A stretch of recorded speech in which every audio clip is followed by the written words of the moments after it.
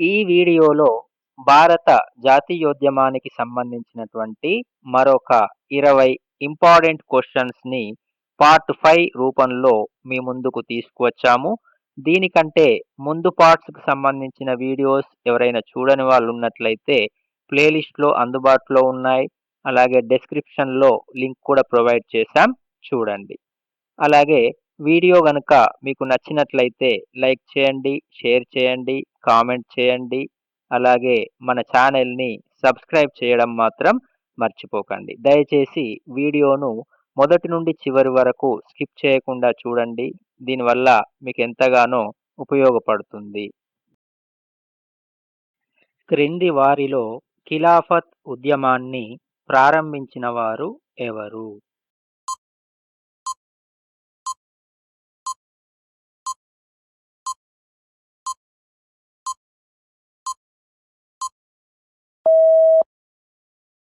Correct answer option B, Mohammad Ali మరియు Shaukat Ali. Explanation: Khilafat ఉద్యమం మొదటి ప్రపంచ యుద్ధ అనంతర కాలంలో అంటే 1919, 1924 మధ్య కాలంలో మహ్మద్ అలీ మరియు షౌకత్ అలీ సోదరుల ఆధ్వర్యంలో ప్రారంభించబడింది. ఉస్మానియా ఖలీఫాకు మద్దతు ఇచ్చేందుకు, అలాగే బ్రిటిష్ చర్యలకు వ్యతిరేకంగా ఈ ఉద్యమం ముస్లింల యొక్క రాజకీయ చైతన్యాన్ని పెంచింది. ఈ ఉద్యమానికి గాంధీజీ కూడా మద్దతు ప్రకటించడంతో హిందూ ముస్లింల ఐక్యతకు ఇది ఒక కీలక ఘట్టంగా మారింది. స్వరాజ్ పార్టీని స్థాపించిన వారు ఎవరు?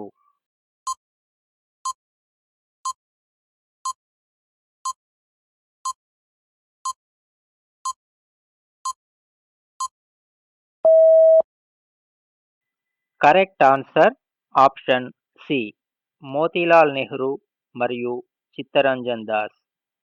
ఎక్స్‌ప్లనేషన్: మోతీలాల్ నెహ్రూ మరియు చిత్తరంజన్ దాస్ కలిసి 1923లో స్వరాజ్ పార్టీని స్థాపించారు. నాన్ కోఆపరేషన్ ఉద్యమం అనంతరం కాంగ్రెస్లో అభిప్రాయ భేదాలు ఏర్పడ్డాయి.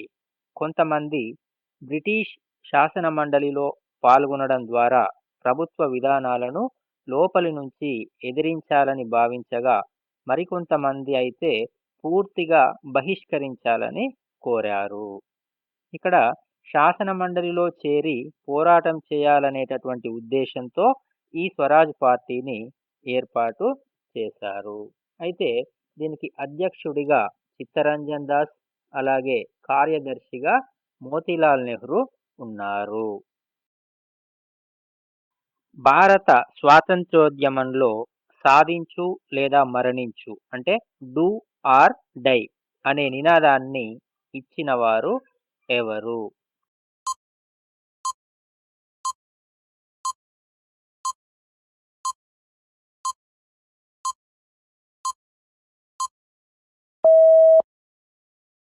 Correct answer option D, Mahatma Gandhi. Explanation: సాధించు లేదా మరణించు అంటే డూ ఆర్ డై అనే నినాదాన్ని మహాత్మా గాంధీ 1942లో క్విట్ ఇండియా ఉద్యమ సమయంలో ఇచ్చారు. ఇది భారత ప్రజలను బ్రిటిష్ పాలనకు వ్యతిరేకంగా తుది నిర్ణయాత్మక పోరాటానికి సిద్ధం చేయడానికి గాంధీ ఇచ్చినటువంటి ఒక ఉద్ఘాటన. ఈ నినాదం స్వాతంత్రోద్యమంలో ఒక మైలురాయిగా నిలిచింది.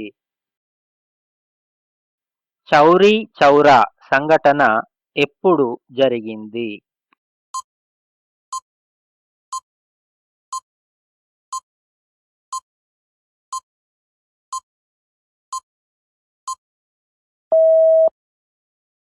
Correct answer option A, 5 February 1922లో.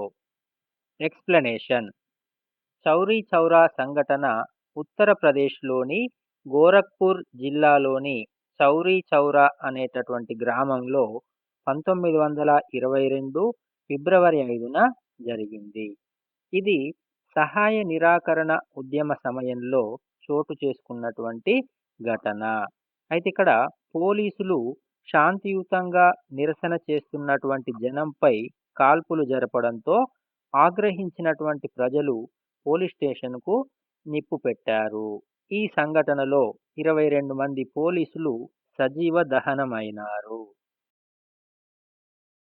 Azad Hind Fauj అంటే ఇండియన్ నేషనల్ ఆర్మీని స్థాపించిన వారు ఎవరు?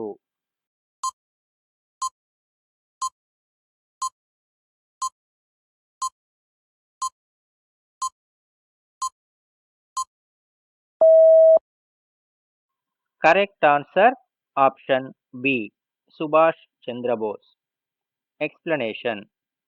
ఆజాద్ హింద్ ఫౌజ్ లేదా ఇండియన్ నేషనల్ ఆర్మీని జపాన్ సహాయంతో మలేసియాలో స్థాపించిన వ్యక్తి Subhash Chandrabose.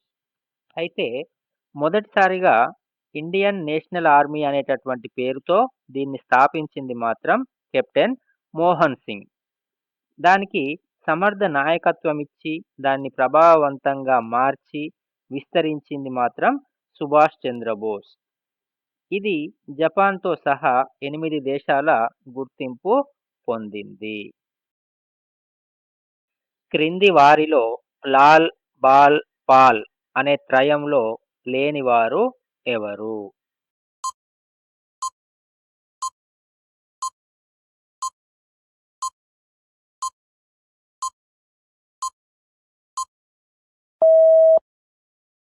Correct answer option D. Lala Hardayal. So, ఇందులో మనకి ఆప్షన్ డి అనేది రాంగ్‌గా ఉంది గాబట్టి ఇక్కడ మనకిది ఆన్సర్ అవుతుంది. ఎక్స్‌ప్లనేషన్. లాల్, బాల్, పాల్ అంటే లాల్ అంటే లాలా లజపత్ రాయ్, బాల్ అంటే బాలగంగాధర్ తిలక్, పాల్ అంటే బిపిన్ చంద్రపాల్. వీళ్ళంతా కూడా ప్రముఖ అతివాద నాయకులు, అలాగే స్వదేశీ ఉద్యమానికి నాయకత్వం వహించారు. అయితే లాలా హర్దయాల్ స్వాతంత్ర ఉద్యమానికి సంబంధించి ముఖ్యమైన నాయకుడే అయినప్పటికీ అతడు ఈ త్రయంలో అంటే ఈ ముగ్గురిలో లేరు. బెంగాల్లో స్వదేశీ ఉద్యమ సమయంలో భారతమాత చిత్రపటాన్ని చిత్రించిన వారు ఎవరు?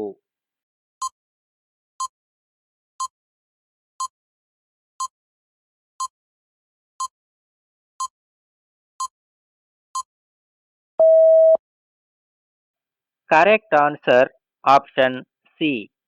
అబనీంద్రనాథ్ Tagore. Explanation.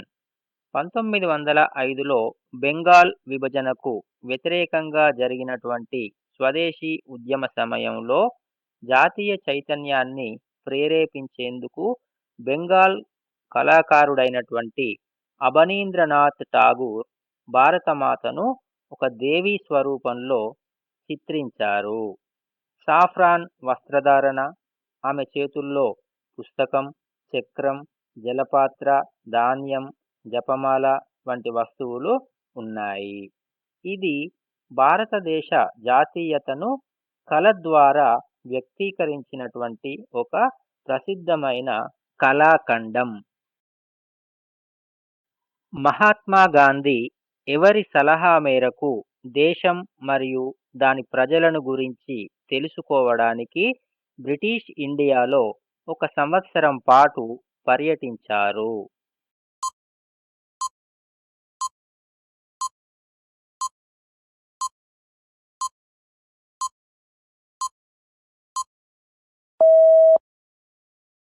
Correct answer option ఏ.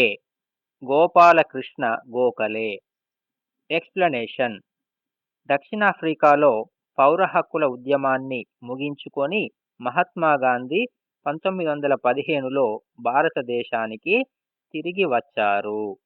ఆ సమయంలో ప్రముఖ మితవాద నేత అయినటువంటి గోపాలకృష్ణ గోఖలే గారు గాంధీజీకి దేశ ప్రజల సమస్యలను, పరిస్థితులను సమగ్రంగా అర్థం చేసుకోవాలని సలహా ఇచ్చారు. ఈ సలహాను గౌరవించి గాంధీజీ భారతదేశం అంతటా ఒక సంవత్సరం పాటు పర్యటించారు. ఈ పర్యటన ఆయన రాజకీయ దృక్పథాన్ని గణనీయంగా ప్రభావితం చేసింది. క్రింది వారిలో ఖుదాయ్ ఖిద్మత్‌గార్ అనే దళాన్ని స్థాపించిన వారు ఎవరు?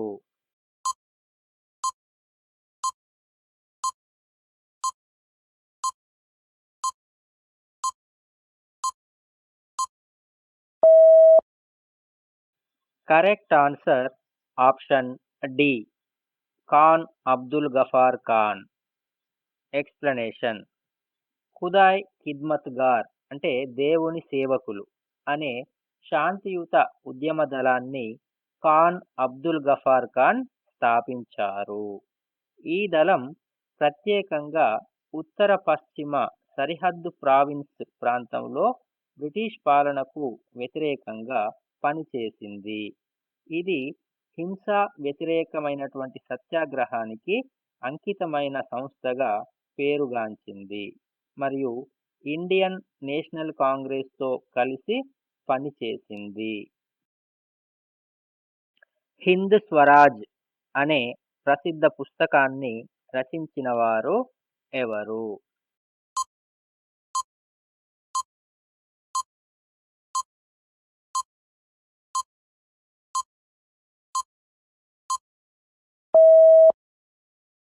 Correct answer option C. Mahatma Gandhi. Explanation: Hind Swaraj అనే పుస్తకాన్ని మహాత్మా గాంధీ 1909లో రచించారు. ఇది స్వరాజ్ యొక్క భావనను, పాశ్చాత్య నాగరికతపై ఆయన విమర్శనను వ్యక్తపరిచేటటువంటి రచన. ఈ గ్రంథం స్వాతంత్ర్యం గురించి గాంధీజీ సమర్థించుకున్నటువంటి మౌలిక సిద్ధాంతాలను వివరంగా తెలియజేసింది. ఈ రచనలో ఆయన హింస పట్ల వ్యతిరేకత, స్వదేశీ, తర్వాత స్వనిర్భరత వంటి మూల్యాలను స్పష్టంగా ప్రతిపాదించారు. క్రింది వాటిలో చౌరీ చౌరా సంఘటన వల్ల ఆకస్మికంగా ముగించబడినటువంటి ఉద్యమం ఏది?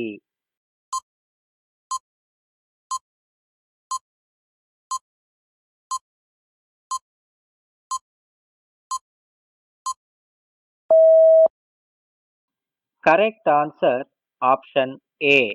సహాయ నిరాకరణ ఉద్యమం. ఎక్స్‌ప్లనేషన్: 1922 ఫిబ్రవరి 5న ఉత్తరప్రదేశ్లోని చౌరీ చౌరా గ్రామంలో జరిగినటువంటి హింసాత్మక సంఘటనలో ఆందోళనకారులు ఒక పోలీస్ స్టేషన్కు నిప్పుపెట్టడంతో 22 మంది పోలీసులు మృతి చెందారు. ఈ హింసను నిరసిస్తూ మహాత్మా గాంధీ వెంటనే సహాయ నిరాకరణ ఉద్యమాన్ని ముగించేశారు. హింసాత్మక మార్గాలను ఇష్టపడని గాంధీ తత్వాన్ని ఇది స్పష్టంగా ప్రతిబింబించింది. మహాత్మా గాంధీ దండియాత్ర ఏ రోజున ప్రారంభమైంది?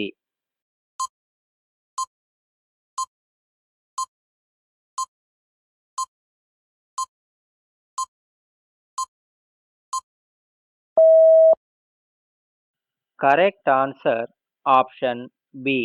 12 మార్చ్ 1930. ఎక్స్‌ప్లనేషన్: మహాత్మా గాంధీ 1930 మార్చి 12న అహ్మదాబాద్ సమీపంలోని సబర్మతి ఆశ్రమం నుండి దండి గ్రామం వైపు 78 మంది అనుచరులతో కలిసి 240 మైళ్ళ పాదయాత్ర ప్రారంభించారు. ఈ యాత్ర 24 రోజులు జరిగింది.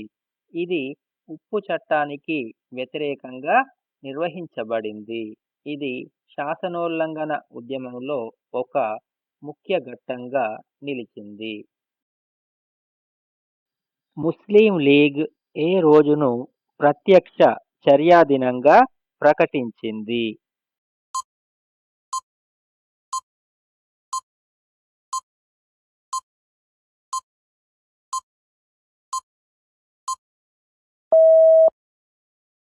కరెక్ట్ ఆన్సర్ ఆప్షన్ ఏ. 16 August 1946.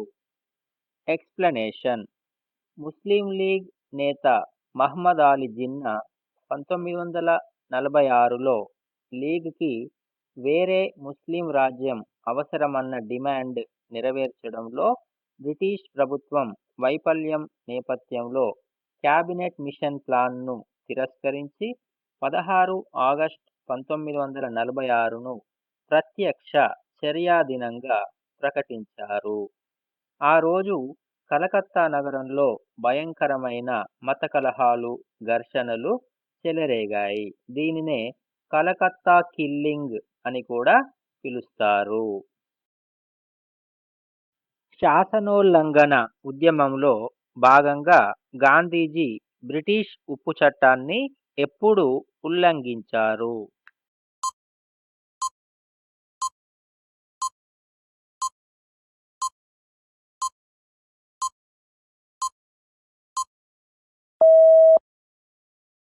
Correct answer option D. 6 April 1930. Explanation. Mahatma Gandhi 1930 మార్చి 12న సబర్మతి ఆశ్రమం నుండి ప్రారంభించినటువంటి దండి యాత్ర 6 ఏప్రిల్ 1930న గుజరాత్ రాష్ట్రంలోని దండి గ్రామానికి చేరుకొని ఉప్పు చట్టాన్ని ఉల్లంఘిస్తూ తానే స్వయంగా ఉప్పు తయారు చేశారు. ఈ చర్య శాసనోల్లంఘన ఉద్యమానికి సంకేతంగా మారింది మరియు దేశవ్యాప్తంగా పెద్ద ఎత్తున ఉద్యమాలు, ఉప్పు తయారీ, తర్వాత బహిష్కరణ, అలాగే అరెస్టులు మొదలయ్యాయి. సారే జహా సే అచ్చా అనే దేశభక్తి గేయాన్ని ఎవరు రచించారు?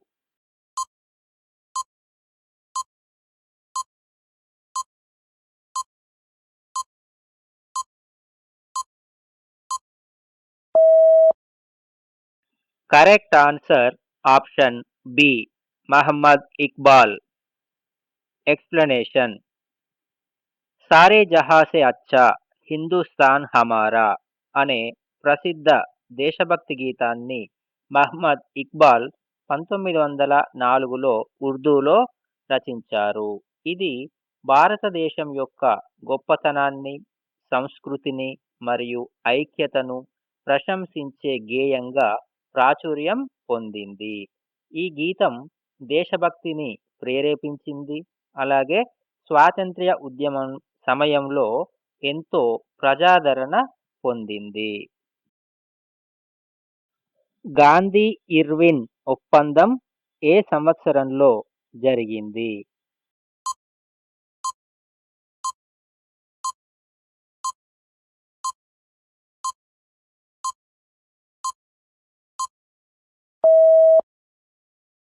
Correct answer option C. 1931లో. ఎక్స్‌ప్లనేషన్. గాంధీ ఇర్విన్ ఒప్పందం 1931 మార్చిలో మహాత్మా గాంధీ మరియు బ్రిటిష్ వైస్రాయ్ అయినటువంటి లార్డ్ ఇర్విన్ల మధ్య కుదిరింది. ఈ ఒప్పందం ద్వారా గాంధీజీ ఉప్పు చట్టం ఉల్లంఘనతో సహా శాసనోల్లంఘన ఉద్యమాన్ని నిలిపివేశారు. బ్రిటిష్ ప్రభుత్వం శాంతియుతంగా పాల్గొన్న నాయకులపై కేసులను ఉపసంహరించుకోవడం, ఉప్పును స్వయంగా తయారు చేసుకునే హక్కు వంటి అంశాలను ఈ ఒప్పందం ద్వారా అంగీకరించింది. క్రింది వాటిలో గాంధీజీ హాజరైన రౌండ్ టేబుల్ సమావేశం ఏది?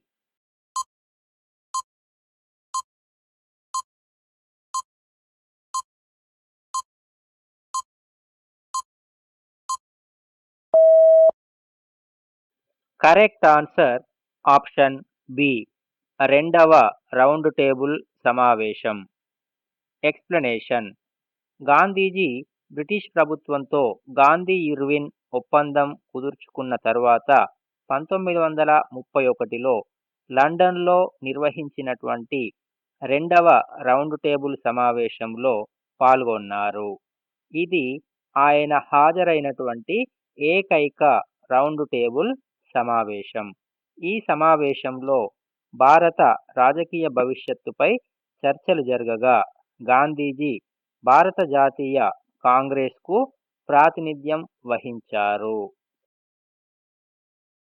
క్రింది వాటిలో భారత ప్రభుత్వ చట్టం 1935లోని ముఖ్యాంశాలు ఏవి?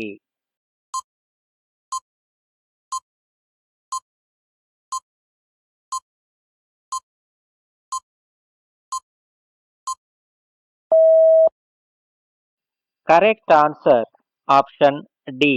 పైవన్నీ సరైనవే. ఎక్స్ప్లెనేషన్: 1935 భారత ప్రభుత్వ చట్టం అనేది బ్రిటిష్ పాలనలో అత్యంత విస్తృతమైన చట్టంగా గుర్తింపు పొందింది. ఇందులో రాష్ట్రాలలో ద్వంద్వ ప్రభుత్వాలను రద్దు చేసి ప్రాంతీయ ప్రభుత్వాలకు స్వయం ప్రతిపత్తిని కల్పించారు. అలాగే కేంద్ర శాసనసభకు సంబంధించి ఓటర్ల సంఖ్యను 10% పెంచారు. అలాగే 1937లో ఢిల్లీలో ఫెడరల్ కోర్టును ఏర్పాటు చేసినటువంటి తొలి చట్టం కూడా ఇదే. అలాగే కేంద్రంలో భారతీయుల అధికారాలు కూడా విస్తరించబడ్డాయి. క్రింది వారిలో పాకిస్తాన్ అనే పదాన్ని మొదటిసారిగా ప్రతిపాదించిన వారు ఎవరు?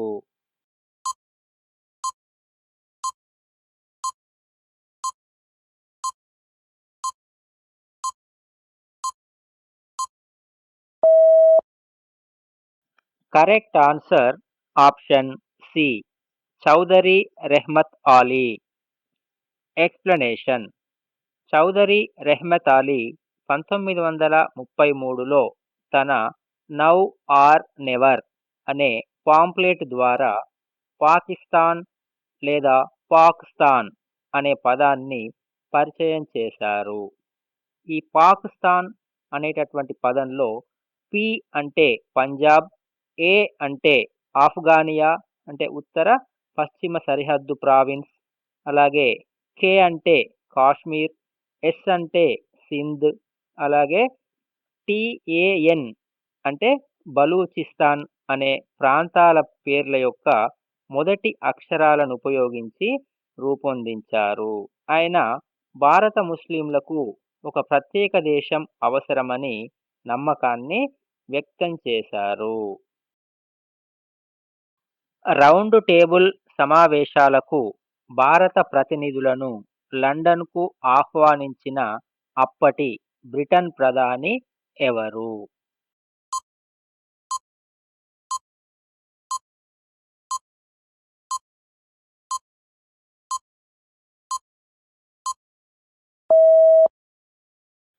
Correct answer option A. Ramsay McDonald.